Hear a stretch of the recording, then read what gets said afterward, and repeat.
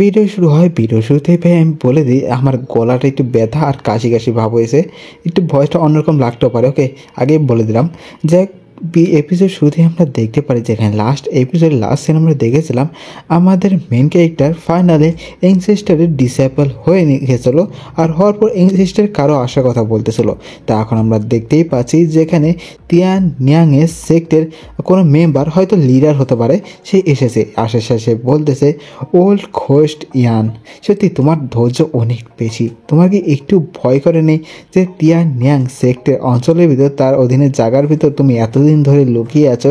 তোমার একটু ভয় করে না যে তোমার লোকেশন আমরা কারো কাছে সেল করে দেবো? হ্যাঁ, তখন এই কথা সেরে এনসেস্টার বলে, তুমি সেল করে দেবা?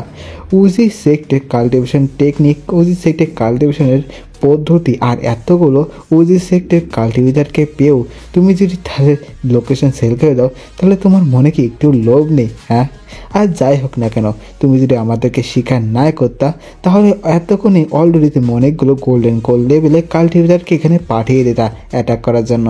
তখন পাশ থেকে সিনিয়র সিস্টার লি জোহান এই সব দেখে আস্তে আস্তে বাকি দুজনের কাছে বলে যে যাকে দেখতেছে সেই গোল্ডেন লেভেলের যে সিনিয়র, তার নাম হলো ঝাও ইউয়ান।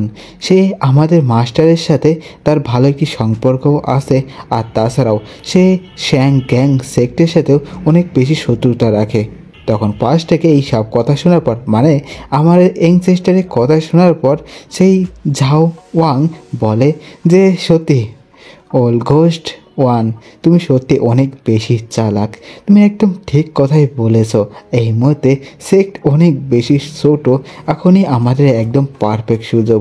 আর তাছাড়াও যদি আমরা সরাসরি পাবলিকদের সামনে ডিমনিক কাল্টিভেটার ডেমনিক সেক্টের অ্যাকসেপ্ট করে নেই, তাহলে আমাদের সম্পর্কে অনেক বড় গুজব ছড়ায় যাবে। তারপর ঝাও ওয়ান এই জায়গাটি সম্পর্কে অনেক কিছু বলে, কিন্তু আমি অত বেশি বলবো না, শর্টকাটে যদি বলি, সে বলেছে এই জায়গাটি অনেক বেশি ভয়ঙ্কর, এখানে অনেক বেশি বৃষ্টি হয়, আর এখানে অনেক ভয়ঙ্কর বিষ্ট আছে, যার বিষাক্ত বিষ্ট আছে, আর এই জায়গাটা অনেকটা মরুভূমি টাইপের। তো এই সব নিয়েই বলে, মানে জায়গাটি সম্পর্কে বলার পর বলে যে আমাদের তিয়ান ইয়াং সেক্ট অনেক দিন পর ভাবার পর একটি সিদ্ধান্ত নিয়েছে যে তারা তোমার ওজি সেক্টের সাথে পুরোপুরি মাঝ হয়ে যাবে, একতা হয়ে যাবে। তোমরা এই জায়গাটি ইউজ করবা নিজেদের কাল্টিভেশন করার জন্য। আমার এই সেক্ট তোমাদেরকে রিসোর্সেস দেবে যাতে তোমরা কাল্টিভেশন করতে পারো, কিন্তু তোমরা তোমার মেন যে সেক্ট সেখানে যেতে পারবা না। আর তাছাড়া এইখানে 3000 মাইল পর্যন্ত তোমরা নিজেদের দখলে রাখবা, এখানে তোমরা থাকবে, এখানে তোমরা কাল্টিভেশন করবা, এই সম্পর্কে বলে। তখন এই সব কথা শোনার পর এনসেস্টার অনেক বেশি খুশি হয়ে যায়, খুশি হয়ে বলে, সত্যি একদম পারফেক্ট, ফাইনালি একটি ভালো একটি জায়গা পেয়ে গেলাম। তারপর বাকি সবাইকে বলে যে ডিসাইপলরা তোমার আঙ্কেল ঝাওকে সবাই গ্রিটিং করো। তারপর সবাই মিলে আমার মেন ক্যারেক্টার সহ সবাই গ্রিটিং করে। তখন এইগুলো দেখে আঙ্কেল ঝাও অনেকটা খুশি হয়ে বলে, গুড, তোমরা ওল্ড ঘোস্ট ওয়াকে বাঁচানোর জন্য নিজের জীবনকে রিস্কের ভিতর পাঠিয়েছ। সত্যি এটা দেখে বোঝাই যায় তোমরা নিজের সেক্টের কতটা লয়াল। আর তুমি না মনে হয় লি জোয়ানিউ, হ্যাঁ, যে সবচেয়ে বেশি পাওয়ারফুল, যে হোয়াংকে মেরেছ, হ্যাঁ। তখন এই সব দেখার পর পাশ থেকে এনসেস্টার হাসতে হাসতে বলে, ওল ঝাও, তুমি এবার বুঝতে অনেক বড় ভুল করেছ। তারপর আমরা মেন ক্যারেক্টারকে বলে, চুজওয়ান এদিকে আসো। তারপর মেন ক্যারেক্টার তার কাছে আসে, তখনই মেন ক্যারেক্টারকে দেখে আঙ্কেল ঝাও বলে, সে কে? হ্যাঁ, সে একজন ফাউন্ডেশন স্টাবেল র্যামের কাল্টিভেটার, তাহলে আমি তার সম্পর্কে কোনোদিন শুনিনি কেন? তখন এই কথা শুনে এনসেস্টার বলে, তোমার না শোনাই স্বাভাবিক, কারণ যখন আমার এই উজিচক ডিস্ট্রয় হচ্ছিল তখন সে শুধুমাত্র কিয়ার রিফাইনিং ফুল স্ট্যাটে ছিল বা ফুল লেভেলে ছিল, আর তারপরেই সেই যে মং হোয়াংকে মেরেছে, আর সেও একজন যে আমাকে বাঁচাতে সেই টেম্পলে গিয়েছিল। তখন এই কথা শুনে আঙ্কেল যাও পুরো হাক্কা ভাক্কা হয়ে যায়। সে বলে যে শুধুমাত্র কয়েকটি বছরের ভিতর সে কিয়ার রিফাইনিং ফুল লেভেল থেকে একদম ফাউন্ডেশন স্টেবল র্যামে পৌঁছে গেছে। হ্যাঁ, ওল ওয়াং, সত্যি তুমি এটা গোল্ড পেয়েছো। তখন এই কথা শুনে এনসেস্টার বলে, গোল্ড? হ্যাঁ, ডায়মন্ড বলো, ডায়মন্ড। এ আমাদের সেক্টের একজন নতুন ডিসাইবল, নতুন একজন ফাউন্ডেশন স্টেবল র্যামের কাল্টিভেটার। তুমি একজন আঙ্কেল হয়ে তাকে ওয়েলকাম গিফট দেওয়া উচিত না? হ্যাঁ, তখন এই কথা শুনে আঙ্কেল যাও বলে, ওল্ড ওয়ান, তুমি আজকে আমার সুযোগ নিতেছো, গুড গুড। যাই হোক সুজন, এই নাও, এটা হলো ব্লাড প্যারাসাইট সিরাম।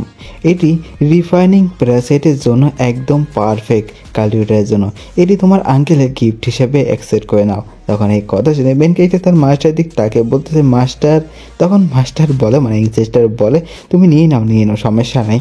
আর তাছাড়াও তুমি একটা কাজ করো, তুমি প্যারাসাইট ম্যানুয়াল আর এই স্পিড ফোর্স টেকনিকটা নিয়ে নাও, আর আমাদেরকে নিরাশ করো না। তখন এই সব কিছু পাওয়ার পর মেন ক্যারেক্টার তো পুরাই খুশি। মেন ক্যারেক্টার বারেবার তাদেরকে থ্যাংক ইউ জানায়। আর বাকি দিক দিয়ে আমরা যদি দেখি, আঙ্কেল লি তো প্রচণ্ডই খুশি, তার কোনো সমস্যা নেই, কিন্তু পাশের জনের কোনো রিয়াকশন নেই। কিন্তু আর একজনের রিয়াকশন দেখে বুঝতে পারতেছো সে একটু রেগে আছে। তোমরা হয়তো ভাবতে পারো বাইরা যে আমি অর্ডার 5 মিনিট পর কী বলবো। মূলত খাইনাটা কি, এই যে একটুক ভিডিওটা আমি অনেক আগে তৈরি করে রাখছি। তৈরি করার প্রথমে তো তোমরা শুনছি যে আমার গলাটা ব্যথা, তার জন্য অন্যরকম রাখতে পারে ভয়েস। তা তৈরি করছি, তৈরি করার পর আমার শরীরটা আরও খারাপ লাগা শুরু করলো। তাই বললাম একটু রেস্ট নিয়ে নিই, তারপর ভিডিও তৈরি করবানি পাখিটুক। তা রেস্ট নিতে গেছি, তা তখন শরীর ভালো হওয়ার বদলে আরও খারাপ হওয়া শুরু করলো। যেমন ঠান্ডা, তেমন কাশি, আর তেমন জ্বর আসা শুরু করলো। তা ভাবলাম যে আজকে না কালকে বানাই, এরকম করতে করতে ভাই মানে এই কদিন পুরো শরীর খারাপই ছিল। মূলত এখনও যে খুব বেশি ভালো তা না, কিন্তু এখন হলো জ্বর কমছে আর কাশিটা একটু কমছে, কিন্তু নাক এখনও বন্ধ হয়ে আছে। এই জন্য নিঃশ্বাস নিতে কষ্ট হচ্ছে। বয়স তো তোমরা হালকা হালকা টেরই পাইতেছো, অন্যরকম লাগতে পারে। তা এই কারণে এত দেরি হয়ে গেছে, কিন্তু সমস্যা নেই। এই সব করে আইটের নতুন এপিসোডে চলে এসেছে, তা আমি দুটা একসাথে এক্সপ্লেন করে আপলোড করে দিয়েছি। ওকে, যে ভিডিওটা এই খুশিতে একটা লাইক করে দিও, আর একটু দোয়া করে দিও যাতে এই নাক বন্ধটা তাতেই কমে যায়, মানে শরীরটা ঠিক হয়ে যায় পুরোপুরি, যাতে যেসবগুলো এক্সপ্লেন এতদিন বন্ধ হয়েছিল সেগুলো পুরোপুরি এক্সপ্লেন করতে পারি। ওকে, যা লাস্ট সিন থেকে শিফট হয়ে আমরা দেখতে পারি এখন মেন ক্যারেক্টার কাছে, যেখানে মেন ক্যারেক্টার বলতেছে যে কয়েক বছর ধরে কাংজনের একবার এপাশ একবার ওপাশ দিয়ে ঘুরে বেড়ানোর পর এখন আমার কাছে 5 চলার একটি জায়গা আছে যেখানে আমি থাকতে পারবো। কিন্তু এটা খুবই খারাপ যে এখানটা জায়গাটা গার্ড করার জন্য, প্রোটেক্ট করার জন্য কোনো পারমিশন এর টাইপের কিছুই নেই। কিন্তু যাই হোক, এমন একজন আছে যা থাকার কারণে এখন আমি যে এখানে নাও থাকি তাও কোনো অ্যারের দরকার নেই এই জায়গাটি প্রোটেক্ট করার জন্য। মানে বুঝতে পারতেছে মেন ক্যারেক্টার কার কথা বলতেছে। এক কথা আমি সরাসরি বললে অ্যানসেস্টারের কথা বলতেছে। যাই, তারপর মেন ক্যারেক্টার বলে তার জায়গার ভিতর কাল্টিভেশন রুম, তারপর ফার্নেস ল্যাব, তারপর জড়িবুটি যেসব জিনিস থাকে, তারপর অ্যারে, মানে সব কিছুই মেন ক্যারেক্টারের যা যা দরকার সব কিছু এখানে আছে, তোমরা নিজেরাও দেখতেই পাচ্ছ। তো এই সব কিছু পাওয়ার পর মেন ক্যারেক্টার বলে একদম পারফেক্ট। তারপর মেন ক্যারেক্টার যে ইনসেক্টটি পালে বা যেটির সাথে অ্যাটাক করে সেটি সামন করে, আর সামন করার পর বলে যে যাও হওয়ার কাছ থেকে প্যারাসাইট সিরামটি পাওয়ার পর থেকে আমার ভিতরে থাকা সেই বিরাট স্টিল সিল্ক ওয়ার্মটা অনেক বেশি অস্থির হয়ে গেছে। তারপর মেন ক্যারেক্টার প্যারাসাইট সিরামটি বের করে তাকে বলে তুমি কেটে চাও? হ্যাঁ। তখন সে বলে ইয়া ইয়া ইয়া। ভাই যাই হোক না কেন, মেন ক্যারেক্টার থাকে যে এই ব্লাড স্টিল সিল্ক ওয়ার্ম, এত বড় নাম তো উচ্চারণ করা যায় না, তাই আমরা আপাতত নিক নেম হিসাবে কিমি, ওকে কিমি বলে ডাকবানি। ওকে, যাই হোক, তারপর মেন ক্যারেক্টার সেই প্যারাসাইট মিনারেলটি পরে অনেক লং একটা এক্সপ্লেন করে, কিন্তু আমি যদি সে বলি হয়তো তোমরা অনেকে না বুঝতে পারো, তাই আমি আমার মতন করে যদি সাজায় আমি বলি, তাহলে মেন ক্যারেক্টার মূলত বলছে যে এই সিরামগুলো তৈরি হয় মূলত এনশিয়েন্ট প্যারাসাইটের সাহায্যে, আর যার নাম গোল্ডেন ব্লাড মাদার। কিন্তু এগুলো অনেক বেশি রেয়ার হয়, কিন্তু এগুলোকে যদি তুমি খাওয়া যায়, সেবন করা হয়, তাহলে তুমি মিউটেট হতে পারবা সেই এনশিয়েন্ট ব্লাড প্যারাসাইটের মতন। এখন তুমি না, আমার যতটুকু আন্দাজ কিমিকে বলা হয়েছে যে কিমি হয়তো সেভাবে হতে পারবে, কিন্তু যাই হোক, শুধুমাত্র তুমি ওরকম দেখতে হবা তা না, তোমার পাওয়ারও অনেক বেশি বেড়ে যাবে, একদম সেই এনশিয়েন্ট প্যারাসাইটদের মতনই। ওকে, তা যাই হোক, এই যেহেতু রেয়ার, তা মেন ক্যারেক্টারের যতটুকু আন্দাজ মেন ক্যারেক্টার বলে আমার মতে এটা হয়তো ফ্লাইং মাউন্টেন বা মাউন্টেন স্টিল ওয়ার্মের। কিন্তু যাই হোক, তা এটি যদি আমি সেবন করি এতে আমার কোনো ক্ষতি তো নেই আপাতত, এই কথা ভেবে মেন ক্যারেক্টার সে কিমিকে খেতে দেয়, আর কিমি সেটি খেয়েও নেয়। এটি খাওয়ার সাথে সাথে মেন ক্যারেক্টার ফিল করে যেখানে কিমিটি একটি কোকুনের ভিতর চলে গেছে। এটি দেখে মেন ক্যারেক্টার বলে সে কি সেকেন্ড ইভলভ হওয়ার জন্য প্রস্তুতি নিতেছে। হ্যাঁ। তারপরে মেন ক্যারেক্টার সেই আয়নাটি বের করে নেয় সেই জম্বি ওয়ার্ল্ডে যাওয়ার জন্য, আর বলে যে কিমি এই আপডেটটি হতে কমপক্ষে 2 থেকে দিন সবটা তো লেগেই যাবে, আর অতদিন যদি আমি এখানে থাকি তাহলে শুধু আমার সময়টি নষ্ট হবে। এর চেয়ে ভালো আমি সেই জম্বি ওয়ার্ল্ডে যে আমার কাল্টিভেশন স্পিডটি আরও বাড়াই, আমার কাল্টিভেশনটি আরও বাড়াই। আমি যদি কাল্টিভেশন করে আমার ফার্স্ট ব্যাচ আর সেকেন্ড ব্যাচের সাথে কমপ্লিট করে আগে থাকতে পারি তাহলে এটা আমার জন্য অনেক বেশি ভালো হবে, যাতে ভবিষ্যতে আমি আরও ভালোভাবে কাল্টিভেশন করতে পারবো। আচ্ছা যাই হোক না কেন, আমি যদি জম্বি ওয়ার্ল্ডে যেয়েও যাই তাহলেও আমার জন্য আরও বেশি ভালো হবে, যাতে আমি ইয়ান ফিট জি আর সেই ব্লাড পিলগুলো তৈরি করতে পারবো। আর তাছাড়াও যদি আমি কোনোভাবে কোনো পাওয়ারফুল মনস্টারের স্পিড বা সোল পাই তাহলে আমার সেই ফরমেশনে করার জন্য অনেক বেশি উপযোগী হবে। যাক, এই সব কিছু ভাবার পর মেন ক্যারেক্টার ফাইনালি সেই জম্বি ওয়ার্ল্ডে চলে যায়। তারপর মেন ক্যারেক্টার যখন চলে আসে তখন আসার সাথে সাথে একজন মেন ক্যারেক্টারকে জিজ্ঞেস করে, বস তুমি চলে এসেছো? তখন মেন ক্যারেক্টার তাদেরকে জিজ্ঞেস করে যে যতদিন আমি এখানে ছিলাম না ততদিন কি এখানে তেমন কিছু হয়েছে? হ্যাঁ। তখন এই কথা শুনে আরেকজন বলে যে তেমন কিছু তো হয় না, কিন্তু একটা ঘটনা তো ঘটেই গেছে।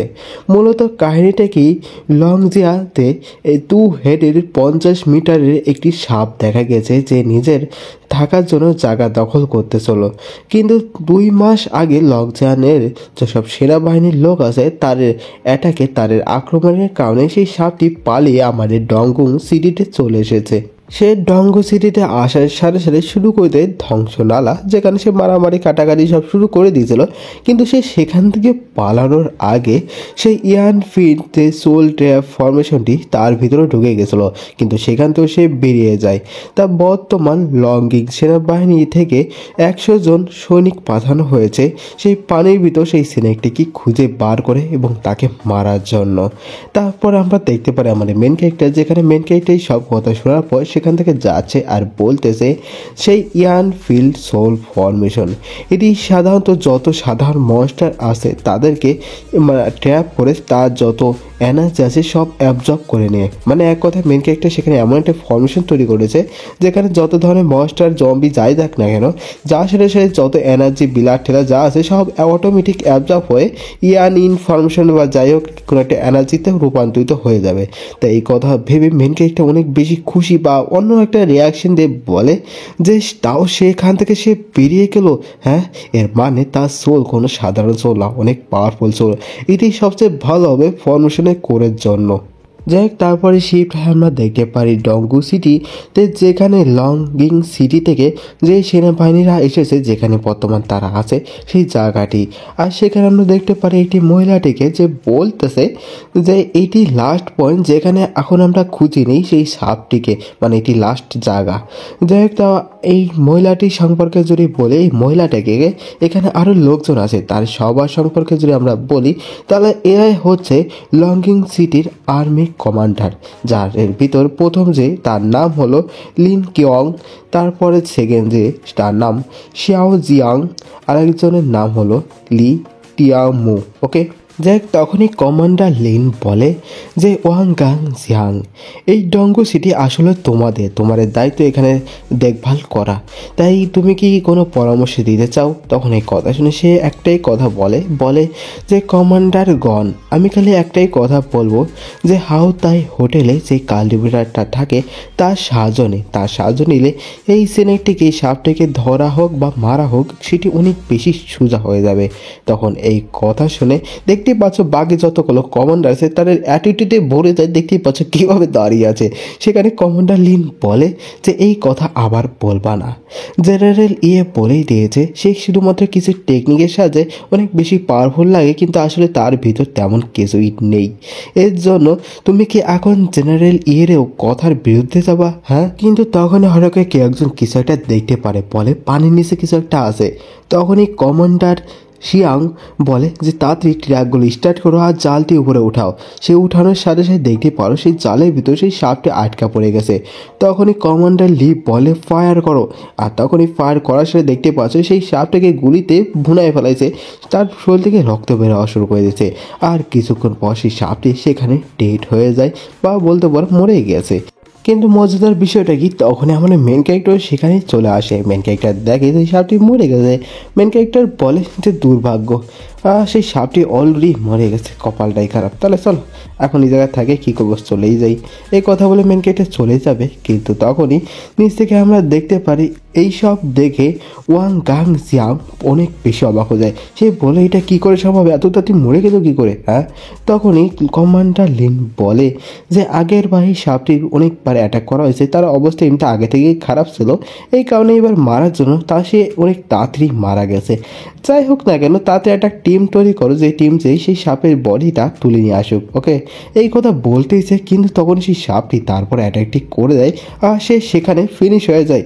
আর ভাই, এটা দেখার পর আমার মন থেকে অনেক বেশি কষ্ট লাগতেছে, অনেক বেশি খারাপ লাগতেছে। আমার কষ্টের কথা তোমাদেরকে কী করে বোঝাবো, যে হুদায় আমি এত কষ্ট করে তার নামটা এক্সপ্লেন করে তোমাদের কাছে বললাম, এত কষ্ট করে শুধু শুধু নাম তাদের এক্সপ্লেন করলাম। এক্সপ্লেনের পর এত কষ্ট করার পর সে টপকেই গেল। যাই হোক, তারপরে মেন ক্যারেক্টার সেখানে নজর পড়ে যায়। মেন ক্যারেক্টার বলে সেই সাপটি মরার ভান করলো যাতে তাদের গা ডাউন হয়ে যায়, আর তারপরে একবার অ্যাটাক করা। নাইস। এই সাপটি যদি বডি থেকে তার সোলটি বার করে দিইনি, তার এই নেচারটি কখনোই চেঞ্জ হবে না। সত্যি, এটি যদি আমি এনিমির তরফ থেকে দেখি তাহলে এটি নাইট মেলের চেয়ে কম কিছু না। যাই হোক না কেন, এটি আমার ডোমেনের জন্য একদম পারফেক্ট। এই কথা বলে মেন ক্যারেক্টার একটি দারুণ হাসি দিয়ে দেয়।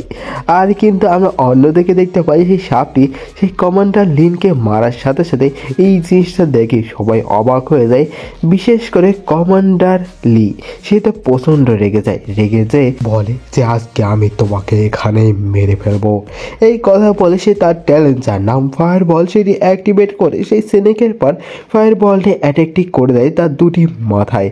তখনই কমান্ডার শিয়াং বাকি যত আবেকেনার বা বলতে পারো ট্রান্সজেন্ডার যাই বলো না কেন, তাদেরকে বলে যে আজকে আমরা এই সাপটিকে এখানে মেরে ফেলবো, তা দিয়ে তোমার পাওয়ার অ্যাক্টিভেট করে ফেলো। এতে এই কথা শোনার সাথে সবাই হ্যাঁ বলে এবং তাদের পাওয়ার আলাদা আলাদা পাওয়ার অ্যাক্টিভেট করে ফেলে। কিন্তু তখন কমান্ডার শিয়াং মনে মনে ভাবতেছে আমরা অলরেডি সেকেন্ড একজন কমান্ডার বা সেকেন্ড একটি আর্মি যাই বলো না কেন তাকে হারিয়ে ফেলেছি, আমরা আবার কাউকে হারাতে পারবো না। ভাই, এখানে পুরোপুরি ক্লিয়ারলি তো বলা হয় না, কিন্তু বলতে আমি বুঝতে পারতেছি না, তাই আমি এই ফ্রি বললাম যে আর্মি বা কোনো কমান্ডারের কথা বলছে। যাই হোক, তারপরে কিছু ট্যাঙ্কের মতন জিনিস যা পানিতে চলে, ভাই আমার কোনো আইডিয়া নেই এরকম কিছু একটা আছে রিয়েল লাইফে আছে কিনা, কিন্তু এরকম কিছু একটা যেটির সাহায্যে পানিতে যাওয়া যায় আর ট্যাঙ্কের মতন ফায়ার করা যায়। তা সেটির সাহায্যে সেই সেনিকের টিক যাচ্ছিল তাকে মারার জন্য। আর অন্যদিকে কমান্ডার শিয়াং তার একটি ট্যালেন্ট, যার নাম ইংলিশে আমার উচ্চারণ হচ্ছে না, তাই বাংলায় যদি আমি বলি নিজের বডিকে পাওয়ারফুল বানানো, তা সেটি অ্যাক্টিভেট করে একটি লোহার পাইপ বা কিছু একটার সাহায্যে সেই সিনেকের বডির ভিতর ঢুকিয়ে দেয়। কিন্তু তখন এই সব কিছু আমার মেন ক্যারেক্টার উপর থেকে দেখতে এটা মনে মনে বলে যে এই সাপটি ভালো করেই জানে যে সে যদি মাটির পর তার সাথে ফাইট করে তাহলে কখনো সে জিততে পারবে না। তাই সে পানির ভিতরে এসে তাদেরকে রাগানোর চেষ্টা করতে, যাতে তারা পানির ভিতর আসে আর তাদেরকে সে মারতে পারে। কিন্তু সে তার বর্তমান যেরকম পরিস্থিতি দেখতেছি, সে দেখে মনে হচ্ছে না যে সাপটি জিততেও পারে এইভাবে। কিন্তু তার কি কোনো ট্র্যাম্প কার্ড আছে? হ্যাঁ, কিন্তু তখন হঠাৎ করে মেন ক্যারেক্টার কিছু একটা দেখে চমকে যায়। মেন ক্যারেক্টার দেখে যে সেই সাপটির বডি থেকে কিছু একটা বের হতেছে, তারপর সেই কালো কালো কিছু একটা অরা টাইপের কিছু দিয়ে অ্যাটাকটি করে দেয় বাকি সবার পর। তখন এটা দেখে ওয়াং গাং জিয়ান অবাক হয়ে বলে যে এটা একদমই ঠিক না, এটি ব্ল্যাক এনার্জি, ডিমনিক এনার্জি। এটি আমি সেই ইমর্টালের কাছে দেখেছিলাম। কিন্তু যাই হোক না কেন, তখনই সে এনার্জি, ব্ল্যাক এনার্জি বা যাই এনার্জি হোক না কেন, সেটির কারণে বাকি মানুষজন মারা যাওয়া শুরু করে দেয়। কিন্তু সেই সাপটি তাও এনার্জি বের করার তালেই আছে তার মুখ দিয়ে। কিন্তু তখন এই সব কারণে কমান্ডার শিয়াং ওর কষ্ট তো হতেছে, কিন্তু তার খুব বেশি হতেছে না, যে কারণে সে মারা যাবে টাইপের। কিন্তু তখন এইসব দেখে সে মনে মনে বলতে বা সরাসরি বলতে পারো যে আজকে কি আমাদের রিভাইভাল আর্মি মরে যাবে, এখানেই খতম হয়ে যাবে? হ্যাঁ, কিন্তু তখনই মেন ক্যারেক্টার বলে এত বড় সাহস যে আমার ইভিল এনার্জি চুরি করা হয়েছে, তোকে আজকে এখানেই মরতে হবে। এই কথা বলে মেন ক্যারেক্টার তার সোয়ারটির সাহায্যে প্রথমে সেই এনার্জি অ্যাটাক করে সেই সব বাকি হিউম্যানদের কাছ থেকে দূরে করে সেই এনার্জি। তারপরে মেন ক্যারেক্টার তার সামনের পা চলে আসে। মেন ক্যারেক্টারকে দেখে তারা দুজন তো প্রচণ্ডই খুশি, দেখতেই পাচ্ছ কারের দুজনের কথা বলতেছে। একজনের কথা বাদ দিয়ে দিলাম, একজন বলে যে ওয়াং গাং বলে যে কমান্ডার শিয়াং দেখো আমি যার কথা বলেছিলাম, যে ইমর্টালের কথা বলেছিলাম, ইনি সেই ইমর্টাল। তখনই আমরা মেন ক্যারেক্টারকে দেখতে পাই, যেখানে মেন ক্যারেক্টার সেই সাপটির সামনে যায়, যার সাথে সাথে শাওলং আর শাওবাই, আই থিঙ্ক শাওবাই হবে, আমার নাম একটু কনফিউজ হয়ে গেছি, যে তারা দুজনকে সামন করে। আর সামন করার সাথে শাওবাই তার একটি পাঁচ রেডি করে আর সেই পাঁচটি মেরে দেয় সেই সাপের মাথায়, আর সেই মাথাটি সেখানেই উড়ে যায়। তখন এটি দেখে বিশেষ করে সেই কমান্ডার শিয়াং অনেক বেশি অবাক হয়ে যায়। সে বলে যে শুধুমাত্র একটি পাঞ্চেই সেখানে তার মাথা উড়ে গেল, যেখানে আমি একটি লোহার পাইপের সাথে তার মাথাটা কাটতে পারতেছিলাম না। হ্যাঁ, তখন পাশ থেকে ওয়াং গাং বলে যে তুমি ভেবে দেখো, সেটি হলো সেই ইমর্টালের ছোট্ট একটি লোক, মানে সাথী বা বলতে পারো এই কি বলে গোলাম টাইপের কিছু একটা, সে এত কিছু করতে পারে। আর যদি ইমর্টাল কিছু একটা করে তাহলে কি কি করতে পারে ভেবে দেখেছো? হ্যাঁ, কিন্তু তখন আমরা দেখতে পারি যে তখন শাওলং একটি অ্যাটাক রেডি করে সেই সাপটির পর একটি অ্যাটাক করে সেখানেই তার মাথাটি কেটে ফেলে। ওকে, দুটি মাথা, একটি মাথা তো নাই, আর একটি মাথাই কেটে ফেলে একবারে। আর সেইটি কেটে আমাদের মেন ক্যারেক্টারের সামনে এসে পড়ে। তখন এই মেন ক্যারেক্টারের সামনে পড়ার সাথে সেই সাপটি আবার দাঁড়িয়ে তো না, মেন ক্যারেক্টার পর তখন হঠাৎ করে আবার অ্যাটাকটি করে দেয় মরার আগে। তখন এটি দেখে বাকি তিনজন তো পুরাই অবাক হয়ে যায়, ভয় পেয়ে যায়। বিশেষ করে একবার নামটা বলে বাদই দিলাম, কারণ নাম আমার একদমই মনে নেই, কিন্তু আরেকজন মানে ওয়াং গাং বলে যে সেই সাপটি মরার আগে সে লাস্ট চেষ্টাটা করতেছে। হ্যাঁ, কিন্তু ফ্যাটি বলে যে এই ডার্ক এনার্জিটি আগের চেয়েও 100 গুণ বেশি পাওয়ারফুল, সে কি সেখান থেকে টিকতে পারবে? হ্যাঁ, কিন্তু আমার মেন ক্যারেক্টারের কথা যদি বলি, তো মেন ক্যারেক্টার আরামসে টিকতে পারবে। মেন ক্যারেক্টার হাসতে হাসতে বলে যে এই এনার্জি রিয়েল মালিকের কাছে আসতেছে। তারপর মেন ক্যারেক্টার তার ফায়ারের সাহায্যে একটি অ্যাটাক করে সেই সাপের পর, সেই ফায়ারের সাহায্যে তাকে ধরে ফেলানোর পর বলে যে এটাও তুমি যা যা চুরি করেছো আমার কাছ থেকে সব ফিরে দিয়েছে, এবার তুমি তোমার দিক যেতে পারো, মানে মৃত্যুর দিক। তুমি চিন্তা করো না যে মৃত্যুই সব শেষ না, কারণ মৃত্যুর পর নতুন কিছু শুরু হবে।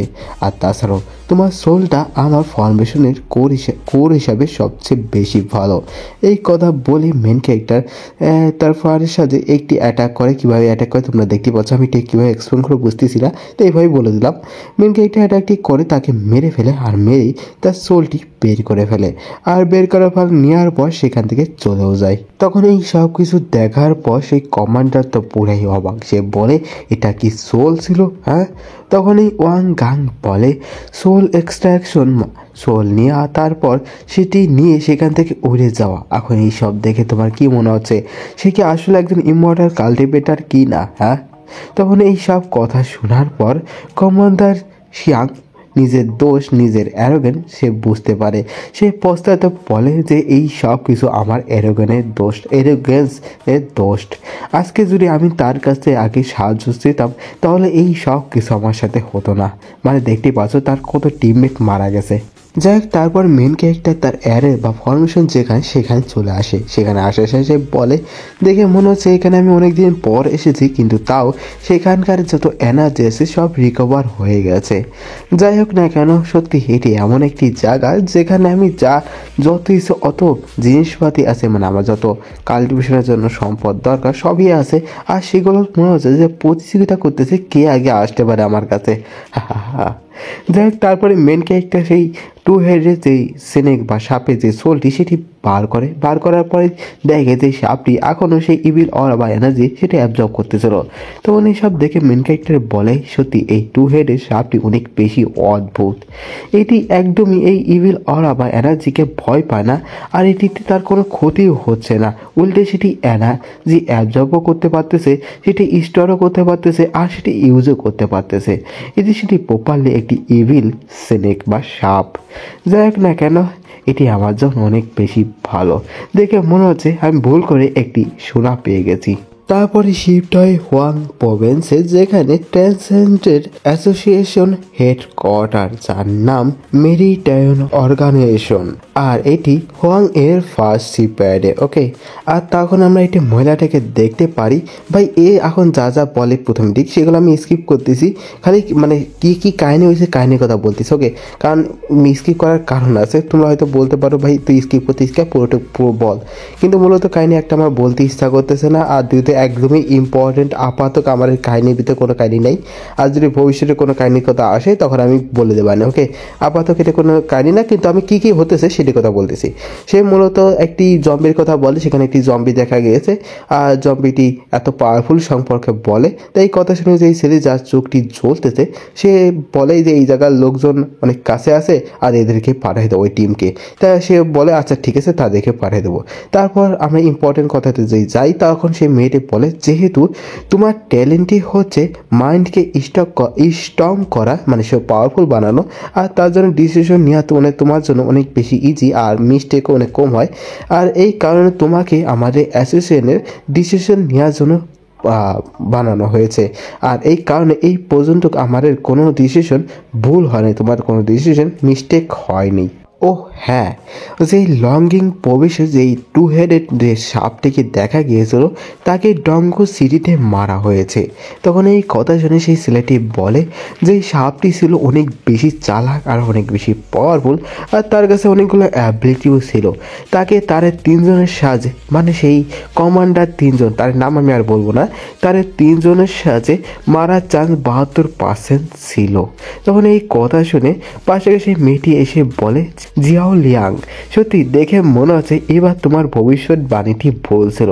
এই কথা বলে সেই রিপোর্টের খাতাটি বা কাগজটি তার সামনে ধরে। তখন সেই রিপোর্টটি দেখে পুরোই অবাক। সে বলে হ্যাঁ, sword fight, soul extraction, immortal technique.